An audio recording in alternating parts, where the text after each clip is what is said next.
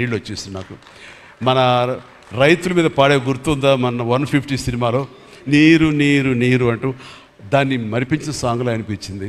And అది very much relevant song. అట్లాగా తన ఆర్ఆర్ బ్యాక్గ్రౌండ్ కూడా తన సాంగ్స్ ద్వారా అవన్నీ కూడా అత్యద్భుతంగా కనిపించేలాగా వినిపించేలాగా చేశారు. దానికి దోహదపడినటువంటి లిరిసిస్టులు ఇక్కడే ఉన్నారు.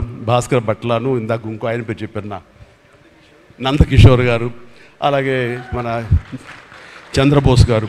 అండ్ వీళ్ళందరూ కూడా నేను హృదయపూర్వక అభినందనలు తెలియజేస్తాను. అండ్ ఈ రోజున ఇక్కడ రావటం అన్నది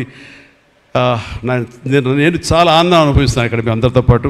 అండ్ ఇలాంటి సినిమాలు రావాలి, ఎందుకంటే సినిమా సక్సెస్ అనేది గగనమైపోతున్న రోజులు ఇవి. థియేటర్స్కి ఆడియన్స్ రప్పించడం అనేది మహా గగనమైపోతున్న రోజులు ఇవి. రావటం కష్టంగా ఉంది.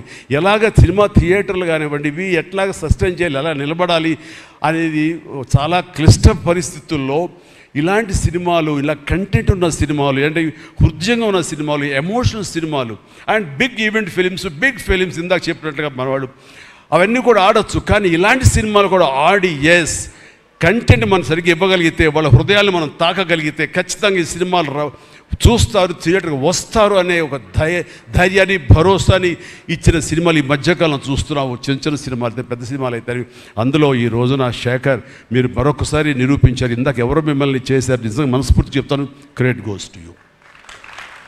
ఒక ధైర్యాన్ని ఇచ్చింది ఇలాంటి సినిమాలు చేయొచ్చని. ఇంకా ఈ పెద్ద పెద్ద సినిమాలు తప్ప, రక్తపాతాలు తప్ప, కొట్టుకోవడాలు తప్ప, నరుకోవడాలు తప్ప ఇంక ఇలాంటి సినిమాలు రావా, వస్తే చూడరా, ఇవన్నీ 10 రోజులు ఆగితేనో నెల ఆగితేనో ఓటీటీలో చూసేద్దాంలే అని దాంతో ఉండిపోతారా, ఏమైపోతే ఇండస్ట్రీ అనేటువంటి ఒక అభద్రతా భావం నుంచి ఈ సినిమా ద్వారా ఎస్ ఇలా తీయగలిగితే, సత్తా చూపగలిగితే, హ్యూమన్ ఎమోషన్స్ని టచ్ చేయగలిగితే, కంటెంట్ కొత్తగా ఉండగలిగితే కనుక థియేటర్కి వస్తారు, చూస్తారు భరోసా ఇచ్చావు.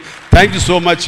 And God bless you, God bless you, and God bless you all. Please ప్రతి ఒక్కళ్ళు నాకు ఈ అవకాశం ఇచ్చినటువంటి ప్రొడ్యూసర్స్ గారికి, రామ్మోహన్ రావు గారికి, అలాగే భారత్ పాప నీకు కూడా నా అందరికీ నా హృదయపూర్వక ధన్యవాదాలు. మరొకసారి ఇక్కడ ఉన్నటువంటి 50 మంది యంగ్స్టర్స్కి అండ్ రెస్పెక్టెడ్ టెక్నీషియన్స్కి నా శుభాకాంక్షలు, నా ధన్యవాదాలు తెలియజేస్తాను.